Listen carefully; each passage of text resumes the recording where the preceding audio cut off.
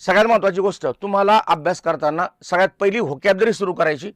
समानार्थी शब्द 1 नंबर, त्यानंतर 2 नंबरला तुम्हाला करायचे तुमचे विरुद्धार्थी शब्द, 3 नंबरला करायचे वाक्प्रचार, त्यानंतर तुम्हाला पुढचा टॉपिक घ्यायचा आहे अलंकारिक शब्द 4 नंबरला.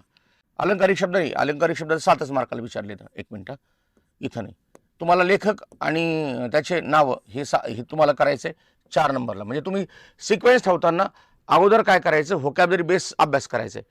तुम्ही आता सरळ सरळ दिसतंय तुम्हाला आणि तुम्ही काही लहान नाहीत, लक्षात ठेवा. त्याच्यामुळे तुम्हाला हे सांगायला नको आहे मी की अभ्यास कुठून करू.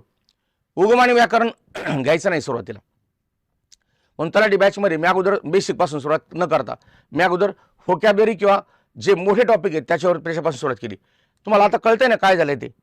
अभ्यास करताना तुम्हाला अगोदर व्याकरण सोडून शब्दसंग्रहावरती तुम्हाला भर द्यायचा आहे. आणि व्हिडिओ शेअर करा, लाईक करा आणि कमेंट पण करा.